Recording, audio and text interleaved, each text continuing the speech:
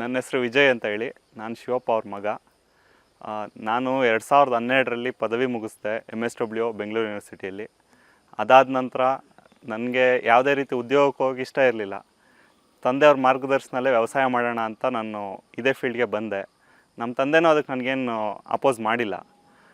But ನಾನು ಇಲ್ಲೇ ಅವ್ರ ಜೊತೆಲೇ ಮಾಡಿದ್ರೆ ನನಗೆ ಒಂದು ಯುನಿಕ್ನೆಸ್ ಅನ್ನೋದು ಇರಲ್ಲ ಅಂತ ಹೇಳ್ಬಿಟ್ಟು ನಾನು ನಮ್ಮ ತಂದೆಯವ್ರ ಸಹಾಯದಿಂದ ಮತ್ತು ಸ್ನೇಹಿತರ ಸಹಾಯದಿಂದ ಸ್ವಲ್ಪ ಆರ್ಥಿಕ ಸಹಾಯ ತೊಗೊಂಡವ್ರ ಹತ್ರ ಹೊಸದಾಗಿ ಮಧುಗಿರಿ ಹತ್ರ ಒಂದು 10 ಎಕರೆ ವೇಸ್ಟ್ ಲ್ಯಾಂಡ್ ತೊಗೊಂಡು ಅದನ್ನೆಲ್ಲ ಕ್ಲೀನ್ ಮಾಡಿಸಿ ಮತ್ತು ಆ ಜಮೀನು ಮೇಲೆ NHB ಮೇಲೆ ಲೋನ್ ತೊಗೊಂಡು NHB ಲೋನ್ ತೊಗೊಂಡು ಬಾಳೆ ಹಾಕಿದೆ ನಾನು. ಬಾಳೆ ಫಸ್ಟ್ನೇ ವರ್ಷ ಒಳ್ಳೆ ಇಳುವರಿ ಬಂತು ನನಗೆ. 2ನೇ ವರ್ಷವೂ ಒಳ್ಳೆ ಇಳುವರಿ ಬಂತು. ಈಗ 3ನೇ ವರ್ಷ 3ನೇ ಕಟಿಂಗ್ ಆಗ್ತಾಯಿದೆ. ಆ 3 ವರ್ಷದಲ್ಲಿ ನನಗೆ ಒಳ್ಳೆ ಲಾಭ ಬಂದಿದೆ. ನನ್ನ ಶ್ರಮಕ್ಕೆ ತಕ್ಕಂಥ ಪ್ರತಿಫಲ ನನಗೆ ಸಿಕ್ಕಿದೆ. ಮಾರ್ಕೆಟಿಂಗಲ್ಲಿ ನಾವೇ ಸ್ವಂತ ಮಾಡ್ತೀವಿ. ನಮ್ಮಲ್ಲಿ ಕ್ವಾಲಿಟಿ ಮೆಟೀರಿಯಲ್ ಇದ್ದರೆ ಖರೀದಿದಾರರು ಇಲ್ಲೇ ಬಂದು ಖರೀದಿ ಮಾಡ್ತಾರೆ. ನಮ್ಗೆ ಯಾವುದೇ ರೀತಿ ತೊಂದರೆ ಆಗೋಲ್ಲ. ನಮಗೆ ಬೆಂಗಳೂರಲ್ಲಿ ಹಾಪ್ಕಾಮ್ಸ್ ರೇಟ್ ಏನಿದೆಯೋ, ಹಣ್ಣಿರ್ಬೋದು, ಯಾವುದೇ ರೀತಿ ಉತ್ಪನ್ನಗಳಿರ್ಬೋದು, ಅದಕ್ಕಿಂತ ₹1 ಕಡಿಮೆ. ಯಾಕೆಂದರೆ ಟ್ರಾನ್ಸ್ಪೋರ್ಟ್ದು ಅವ್ರು ಖರ್ಚು ಇಟ್ಕೊಂಡು ₹1, ಮಿಕ್ಕಿದ್ದೆಲ್ಲ ಅದೇ ರೇಟ್ಗೆ ನಮ್ಗೆ ಇಲ್ಲೇ ಕೊಟ್ಟು ಖರೀದಿ ಮಾಡ್ಕೊಂಡು ಹೋಗ್ತಾರೆ. ಅದರಿಂದ ನಮ್ಗೆ ಮಾರ್ಕೆಟೇದು ಏನೂ ತೊಂದರೆ ಇಲ್ಲ. ಯಾವಾಗ ನಮ್ಮ ಹತ್ರ ಒಳ್ಳೆ ಗೂಡ್ಸ್ ನಾವು ಬೆಳಿತೀವೋ, ಪ್ರೊಡಕ್ಷನ್ ನಮ್ಮ ಹತ್ರ ಚೆನ್ನಾಗಿರುತ್ತೋ, ಆವಾಗ ನಮ್ಮ ಹತ್ರನೇ ಒಳ್ಳೆ ಕ್ವಾಲಿಟಿ ಇರೋದ್ರಿಂದ ನಮ್ಮ ಹತ್ರನೇ ಬಂದು ಖರೀದಿದಾರರು ಆರಾಮಾಗಿ ಖರೀದಿ ಮಾಡ್ಕೊಂಡು ಹೋಗ್ತಾರೆ. ಅವ್ರಿಗೂ ಒಳ್ಳೆ ಲಾಭ ಇದೆ, ನಮಗೂ ಲಾಭ ಇದೆ. ಮಾರ್ಕೆಟಿಂದು ನಮ್ಗೆ ಯಾವುದೇ ರೀತಿ ತೊಂದರೆ ಆಗಿಲ್ಲ.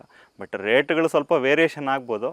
ಅದಕ್ಕೋಸ್ಕರ ನಾವೇನು ಅಂದರೆ, ಈಗ ವರಮಹಾಲಕ್ಷ್ಮಿಯಿಂದನೇ ಹಬ್ಬಗಳು ಶುರುವಾಗೋದು. ಆ ಟೈಮ್ಗೆ ಕಟಾವು ಶುರುವಾಗೋ ಥರ ಮಾಡಿಕೊಂಡ್ರೆ ನಮಗೆ ಹೆಚ್ಚು ಕಡಿಮೆ ದೀಪಾವಳಿ ಎಂಡಾಗೋವರೆಗೂ ಹಿಂದೂಗಳ ಹಬ್ಬ ಇದ್ದೇ ಇರುತ್ತೆ. ಅದಾದಮೇಲೆ ಮದುವೆಗಳಿರುತ್ತೆ. ನವಂಬರ್ಗೆ ಕಟಿಂಗ್ ಎಲ್ಲ ಹಾರ್ವೆಸ್ಟ್ ಕಂಪ್ಲೀಟ್ ಆಗೋ ಥರ ಮಾಡಿಕೊಂಡ್ರೆ ನಮಗೆ ಒಳ್ಳೆ ಬೆಲೆ ಸಿಗುತ್ತೆ. ಬೆಲೆ ಸಿಗೋದ್ರಿಂದ ಆದಾಯನೂ ಜಾಸ್ತಿ ಆಗುತ್ತೆ.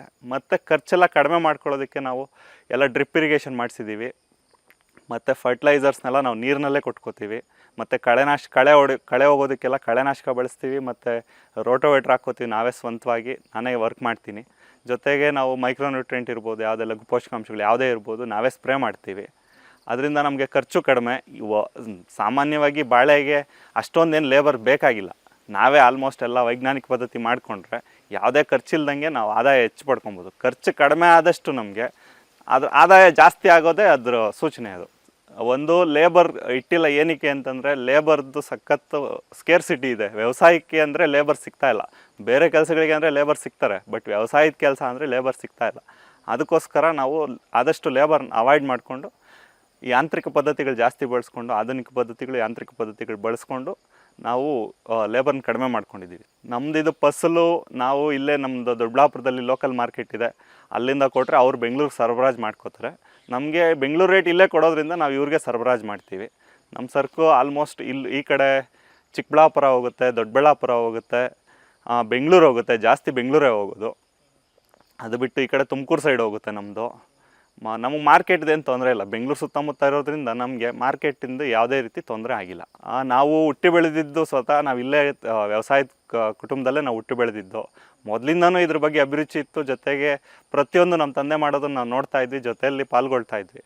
ಅದರಿಂದ ಅದು ನಾರ್ಮಲಾಗಿ ನಮಗೆ ಬಂದುಬಿಟ್ಟಿದೆ. ಅದು ಬ್ಲಡ್ಡಲ್ಲೇ ಬಂದುಬಿಟ್ಟಿದೆ ವ್ಯವಸಾಯದ ಅಭಿರುಚಿ ಅನ್ನೋದು. ಅದಕ್ಕೋಸ್ಕರ ಸಿಟಿ ಲೈಫು ಫಸ್ಟ್ ನಾನು ಅಂದ್ಕೊಂಡು ಹೋಗಿದ್ದು ಅದೇ MSW ಮಾಡಿ ಎಲ್ಲರೂ ಒಂದು ಉದ್ಯೋಗಕ್ಕೆ ಜಾಯ್ನ್ ಆಗಬೇಕು ಅಂತ. ಯಾಕೆಂದರೆ ವ್ಯವಸಾಯದಲ್ಲಿ ಅನಿಶ್ಚಿತತೆ ಜಾಸ್ತಿ ಇದೆ. ಅದಕ್ಕೋಸ್ಕರ ನಾನು ಉದ್ಯೋಗಕ್ಕೆ ಹೋಗಬೇಕು ಅಂತಲೇ ಮೊದಲು ಅಂದ್ಕೊಂಡಿತ್ತು. ಬಟ್ ಬೆಂಗಳೂರು ಜೀವನ ನಾನು ಹೋಗಿ ಎಕ್ಸ್ಪೀರಿಯೆನ್ಸ್ ಮಾಡಿದ್ದಾದಮೇಲೆ MSW ಮಾಡಬೇಕಾದ್ರೇ ನಾವು ಫೀಲ್ಡ್ ವರ್ಕೆಲ್ಲ ಹೋಗ್ತಾ ಇದ್ವಲ್ಲ, ಆ ಬೇಸಲ್ಲೇ ನನಗೆ ಗೊತ್ತಾಯಿತು ಈ ಜೀವನ ನನ್ನ ಕೈಲಾಗಲ್ಲ, ಪರ್ಸ್ನಲಿ ನನ್ನ ಕೈಲಾಗಲ್ಲ.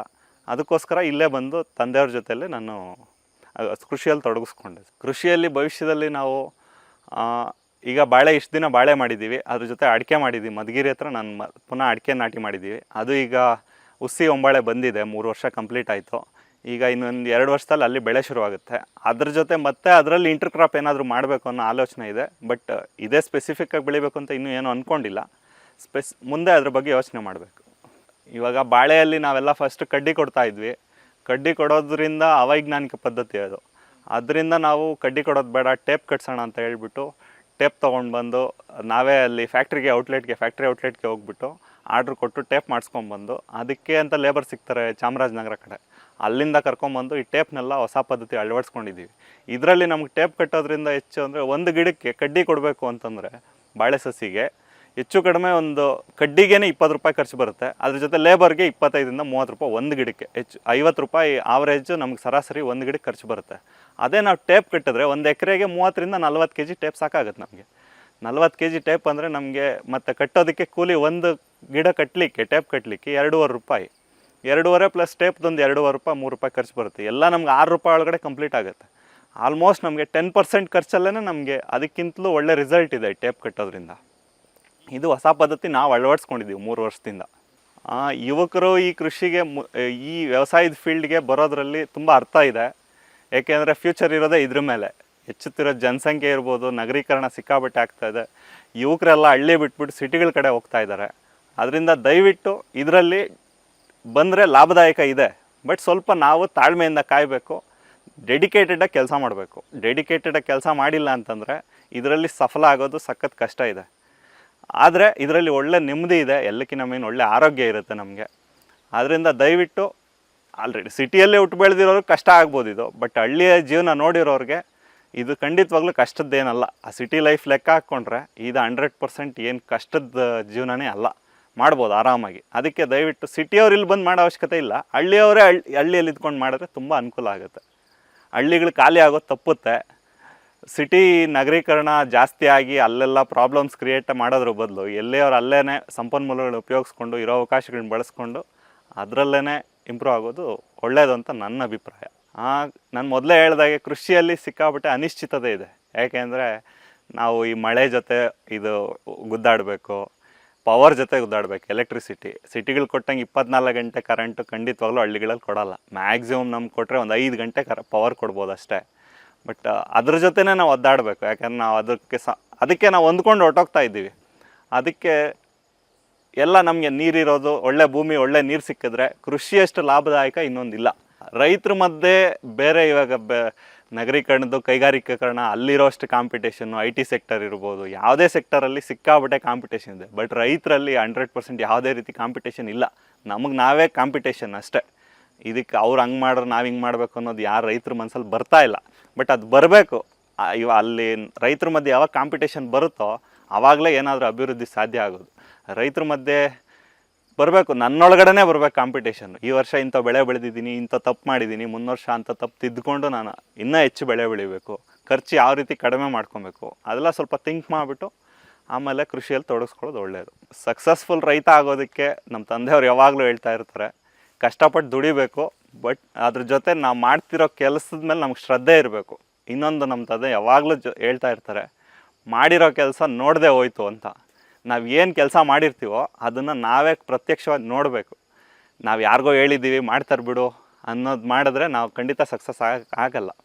ನಾವು ಮಾಡಿರೋ ಕೆಲಸ ನಾವೇ ನೋಡಬೇಕು. ಜೊತೆ ನಮ್ಮ ಸೂಪರ್ವಿಷನ್ 100% ಇರಬೇಕು. ಜೊತೆ ಅವ್ರ ಜೊತೆ ಸೇರ್ಕೊಂಡು ನಾವು ಮಾಡಬೇಕು. ಆವಾಗಲೇ ನಾವು ಸಕ್ಸಸ್ ಆಗ್ಲಿಕ್ಕೆ ಆಗೋದು.